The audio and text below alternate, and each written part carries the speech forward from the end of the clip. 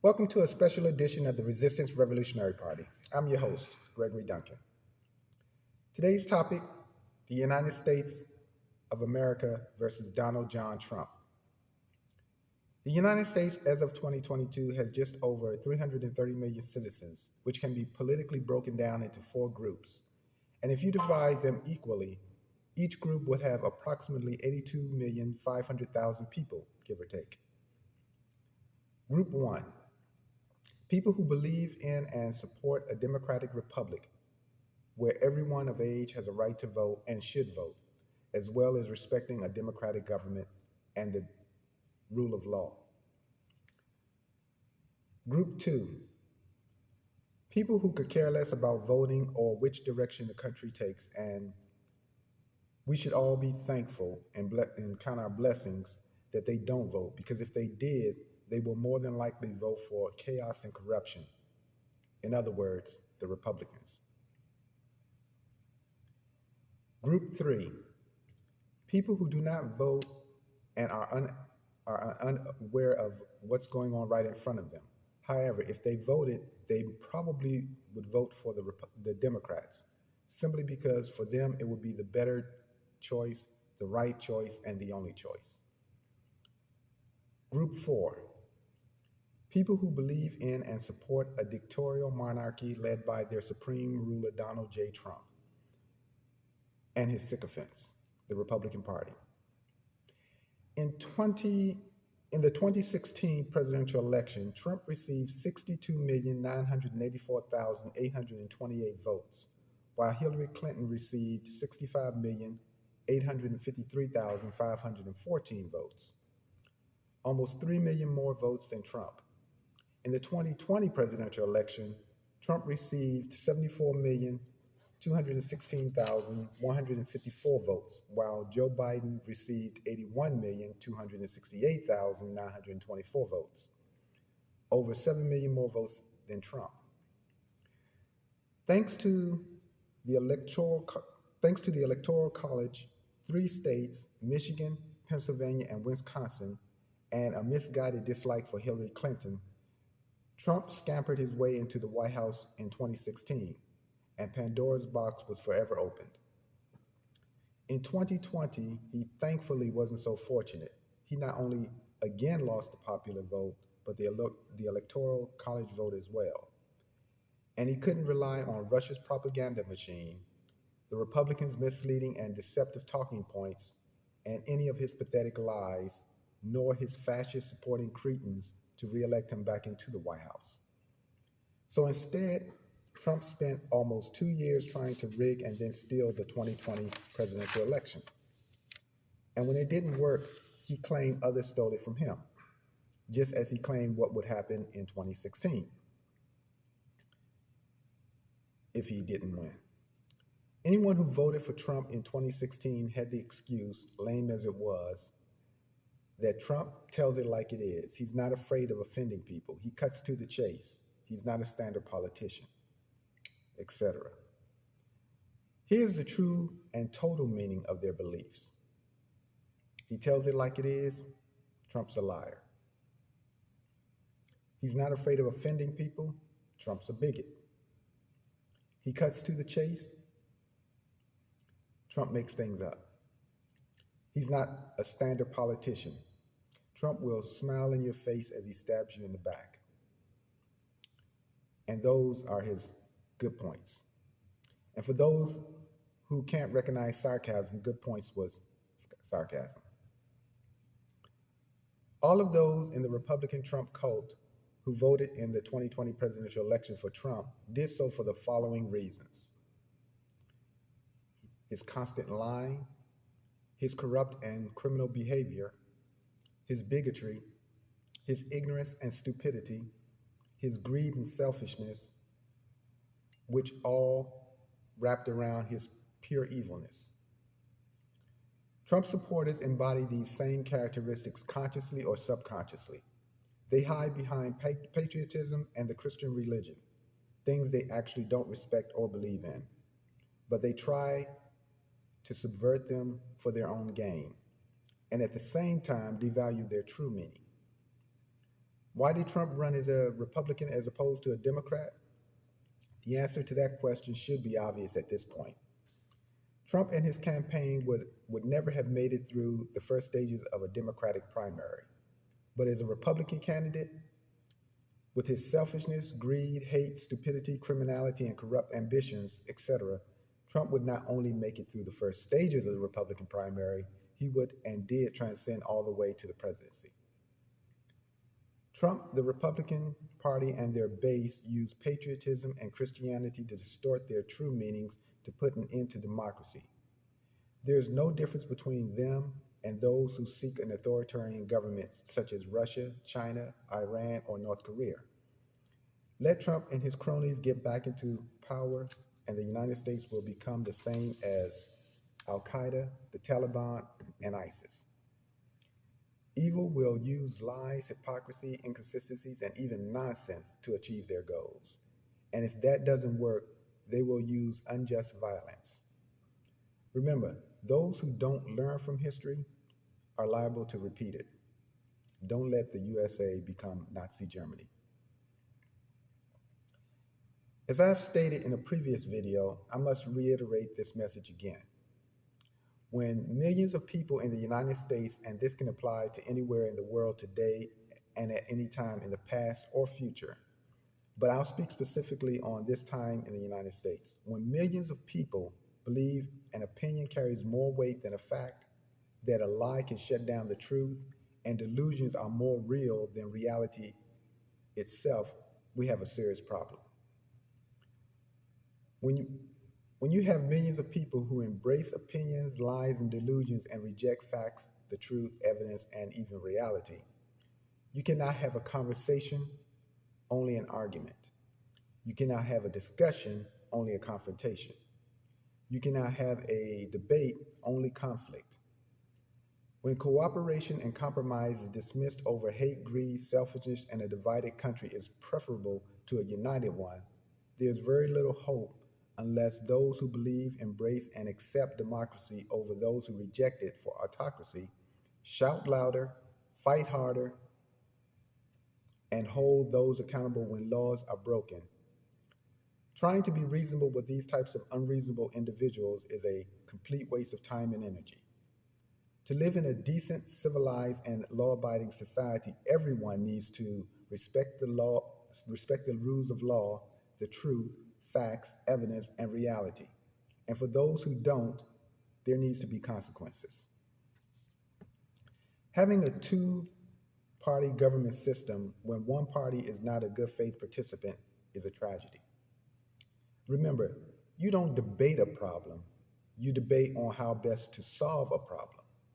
Republicans debate to prevent the solution of a problem. Democrats debate on how best to solve that problem. Understand, those who reject facts, truth, evidence, and reality are the enemy of all that is good and law-abiding. Hypocrisy has no place in a decent and civilized society, but it will embrace a lawless one. Remember, evil never sleeps, it never rests, and it never takes a break, and good mustn't either. Someone once said, the only thing for evil to triumph is for good men to do nothing, and I'll add, good women. In 2015, when Trump decided to run for the president of the United States, he had already committed crimes that should have prevented him from running for office. Example, having lied on his taxes by inflating the value of his properties in one aspect and deflating them in another, in the same tax year on the same tax return, which is illegal and a crime.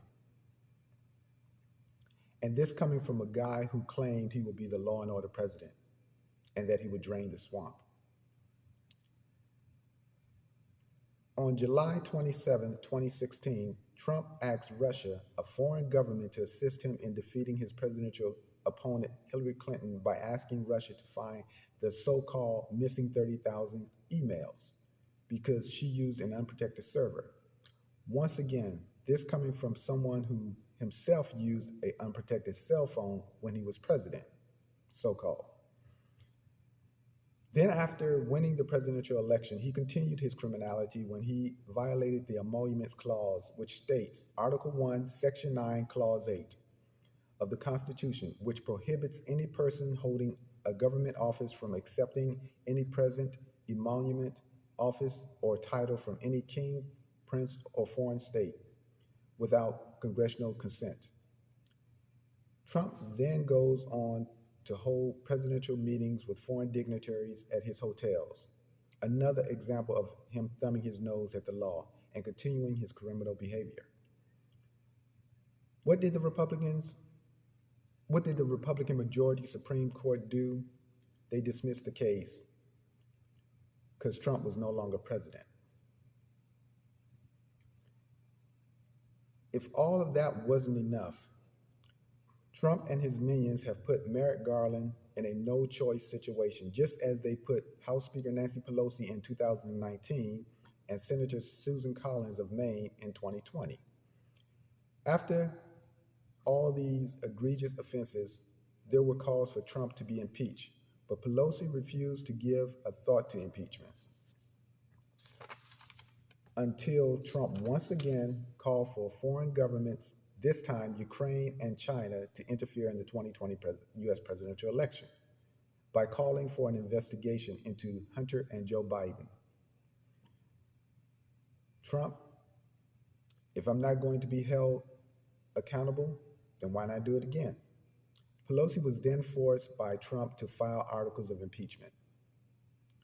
Once Trump was impeached in the House of Representatives, the article of impeachment were sent over to the Senate, where they voted on whether to remove Trump from office or not. But the vote did not reach a 2/3 majority. Only one Republican, Senator Mitt Romney of Utah, voted to remove, but Collins, along with all of her other Republican colleagues, voted to acquit. And after her vote, she said, Trump has learned his lesson. And how did Trump show that he had learned his lesson? On January 6th, Trump said to his minions, "You cannot take back your country with weakness. You must show strength." Trump sent his terrorist mega crowd to the US Capitol, where they stomped, kicked, and used whatever weapons they could to brutalize the Capitol Police to try and prevent Congress and the Vice President from doing their duty. In Trump's second impeachment, Collins was forced to do the right thing and voted to remove Trump from office, along with only 6 other Republicans. Now, what is Attorney General Merrick Garland waiting on? Garland knew that Trump was, one, an unindicted co-conspirator due to the unfinished business of the 2016 Russia investigation led by Special Counsel Robert Mueller. 2, the cause of the January 6th U.S. Capitol attack. And 3, a search warrant needing to be used to recover top secret and classified documents Trump stole from the U.S. government. Then did Garland not learn from Pelosi and Collins that Trump will continue to do even worse crimes if he's not held accountable? What does Trump have to do to be treated like any other American citizen who commits a crime, or in Trump's case, many crimes? Now, I certainly hope the following doesn't have to take place before Garland does his job. If Donald John Trump stood on Fifth Avenue with a loaded gun and shot the current president of the United States on live TV in front of billions of witnesses and maintained possession of the gun on him and had residue of powder burns on his hands, along with his fingerprints on the gun, and made an open confession that he did it, how long would it take before Trump is arrested? If Garland, like Mueller, is afraid to do his job, then why did he accept the position? If Garland doesn't have the courage to do the job he was hired to do, which is to hold people accountable when laws are broken, no matter who it is, then he should just step down from the position and stop pretending to play cops and robbers, and officially have the U.S. government declare Donald John Trump above the law and crown him king of the divided States of America. On November 9th, 2016, a new political party was born, the Resistance Revolutionary Party, the day after Trump won the 2016 presidential election, because those who voted against Trump knew from the start who he was, a lying, stupid, bigoted, corrupt, and pathetic human being. Anyone who believes in democracy, law and order, one person, one vote, accountability, equal justice under the law, and no one is above the law is a part of the Resistance Revolutionary Party. On November 3rd, 2018, when the Democrats won back the House of Representatives, and on November 3rd, 2020, when Trump was overwhelmingly defeated by Joe Biden, the Resistance Revolutionary Party showed its voting power. And on November 8th, 2022, it will show its voting power again and crush the Republican Party out of office and power, once and for all. The goals of the Resistance Revolutionary Party are not only to allow the Republican Party to obliterate itself out of existence, but to hold Donald Trump and his co-conspirators accountable for their many crimes, such as Trump's 2016 collusion with Russia, their January 6th attack on the U.S. Capitol to prevent the peaceful transition of power and to overturn a free and fair election, as well as trying to overthrow the U.S. government. And last but not least, Trump stealing the U.S. government's top secret and classified documents after being voted out of office and refusing to return them. And considering we're talking about Trump, there will be many more crimes to come if he's not held accountable. If you're an undecided voter between Republicans and Democrats at this point, I'm not going to go into every reason why you shouldn't vote for Republicans, because if January 6th, the overturning of Roe versus Wade, let alone the follow-up of what the Republicans have in store for women, not only seeking an abortion, but women who unfortunately had a miscarriage, and the Republicans' blind, deaf, and dumb loyalty to a traitor and criminal, aka Donald Trump, doesn't tell you all you need to know about the Republican Party and their voters, there's nothing I can say except this. And I ask you, how sick is the Republican Party? How mentally corrupt are they? And how morally deficient? Is there no bottom to the Republican Party? Here's what some Republicans had to say about women who are raped over the years. Clayton Williams, Republican nominee for Texas governor. Rape is kind of like the weather. If it's inevitable, just relax and enjoy it. Todd Akin, Republican nominee for the U.S. House of Representatives from Missouri, 2nd District. If it's a legitimate rape, the female body has a way to try to shut that whole thing down. Rick Santorum. Rape victims should make the best of a bad situation. Jody Laubenberg, Republican nominee who won the Texas House of Representatives 89th District. What she said was, in the emergency room, they have what's called rape kits, where a woman can get cleaned out. Is Jody a woman? Richard Murdoch, Republican nominee for U.S. Senate. Even when the life begins in this horrible situation of rape, it is something that God intended to happen.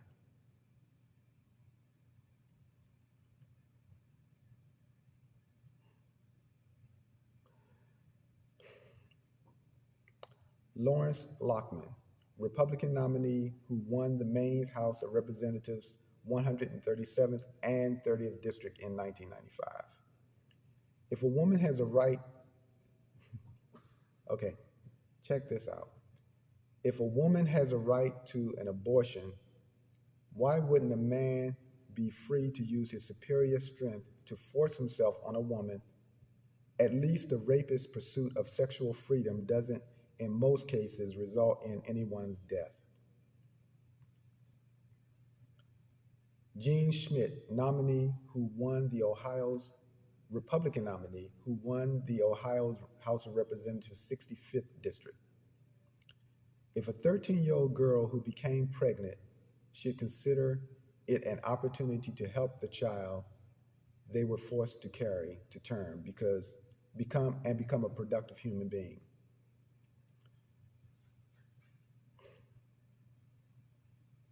People have claimed that the Democratic Party and the Republican Party are the same, and there is no difference between the two, and that Hillary Clinton and Donald Trump are the same.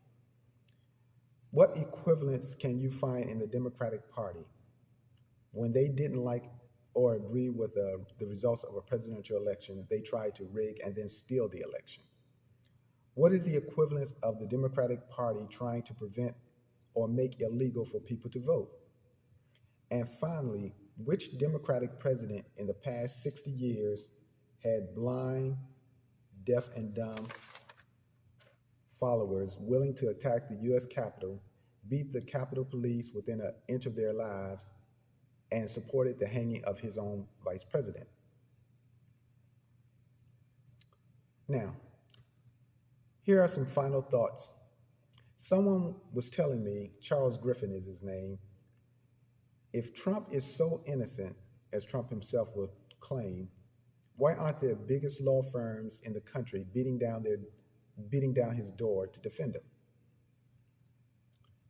If you believe in the rule of law, accountability, and equal justice under the law in a straightforward way and not in a manipulative or deceptive way, your choice between Democrats and Republicans should be obvious. Mike Pence can find common ground with Trump, a man who would stand by his followers, who literally built a gallows to hang him. But he's not willing to work with Democrats on any issue.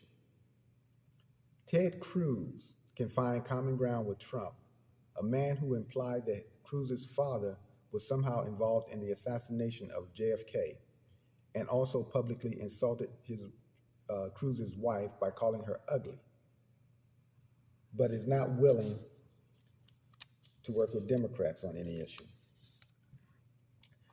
Republicans in general will find common ground with Trump, a man who stood in front of a church holding a Bible upside down,